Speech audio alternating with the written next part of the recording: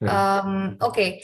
And any tips and tricks that you have for the resume building part, that you already covered the interview part. So resume में ऐसा क्या लिखे कि call आ जाए? That's the million dollar question. So Yeah. I've been a part of the campus recruitment team for 2 years now. I mean, since the time I'm here, I've seen two recruitment seasons, and I was also part of the lateral recruitment team. So I think I can give you quite a bit of jam over here. Uh, Mhm. the first thing is, so if I talk about, we normally generally when I say campus recruitment, it majorly means we went to colleges like IIM Lucknow, IIM Kozhikode, IIM Indore, and MDI. These are the four colleges we targeted. So what we looked at was we looked at the academics, which means the scores in 10th, 12th, 15th. If you're a CA, your CS scores. Mhm. If you have some other qualifications, you know, looking at those things, that was one aspect which we looked at. uh, which it was this was very important. I probably almost 50% weightage is given to these skills. Then we look at your work experience, your past work experience. So if you are from a big four in the in your past, if you worked with the big four, it's great because you know the culture. Other than that, even if you are from top companies like JP Morgan, Goldman Sachs, etc., it's obviously preferred. Yeah. So the work experience and where you worked, those are the things which we looked at. And Correct. lastly, what we looked at in campus was that which committees are you a part of.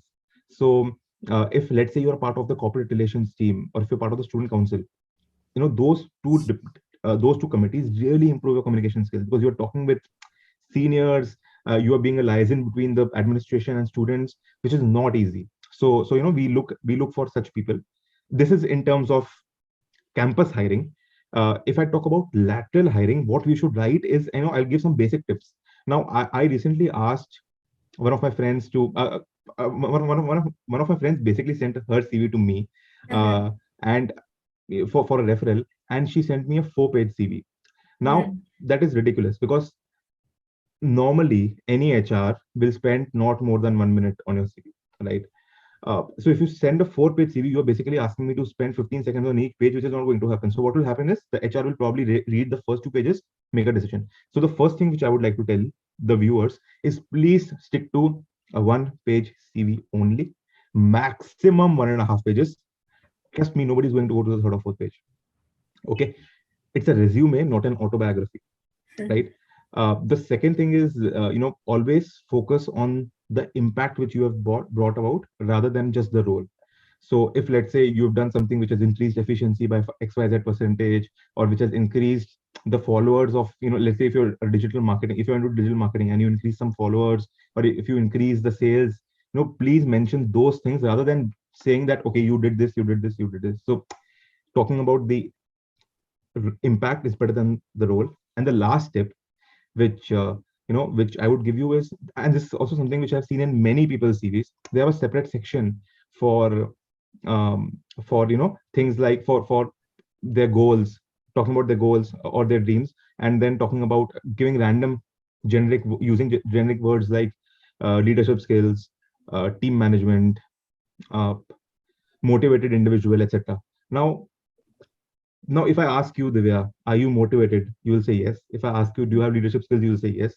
Can you work in teams? You will say yes. Everybody will say yes to these qualities. So just writing them will not add any value. If you have to show that you have leadership skills, you can talk about that. You started some committee on campus or in your college, etc. That will show that you have leadership skills. If you want to show that you have worked well in teams, maybe you can talk about any award you won while you were working somewhere else, how you were able to work properly with your teammates, etc. Show examples rather than just randomly stating words. Mhm. So I would just recommend these few tips. And if you're a non-MBA, uh, if you can get some consulting experience, maybe from a boutique firm also, that would really help, is what my final tip would be to people. And I've seen people who have, if let's say not joined as a for full-time role, they've joined as, let's say, for a 6-month role, and then they've converted. So if let's say you really want to get into consulting and you are okay with such kind of an arrangement, I think it's a great way to start your career. Yeah, those are great tips actually. I agree with all of them. In fact, I've seen the same suggestions being given, and yeah, I think those actually make sense. So I think this was a very interesting conversation, especially for me because I've seen CDD closely before. But I hope this gives a good perspective to people who aspire to apply to such roles. And I once again thank you so much for your valuable inputs about the domain. In fact, this has, reminded me about that Porter's five forces model that we've studied in school. Like it is kind of similar Absolutely. in the CDD sense, right? Because Right. you're evaluating the five forces for a company. So yeah, and just a fun fact. So Akshay, you've been on the other side of the table where you used to interview people about their careers. So I hope you had fun today. That being interviewed, and that I did a fair job in interviewing you, basically.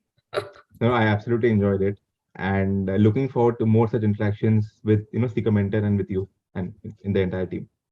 Great, great. Okay. So again, pleasure to have you on board. To the audience, if you have any suggestions on the content or topics that you want us to cover, please do drop in the comments section. Seekamentor has planned a lot more interesting topics for the upcoming weeks. Sorry, we've been a little on a break sort of a thing because we were occupied with some other commitments, but we are back with a bang. So stay tuned. We have a lot of interesting topics coming in the next few weeks. Please also don't forget to subscribe to this channel and follow us on LinkedIn and Instagram to ensure that you do not miss out on any of the updates on the upcoming sessions.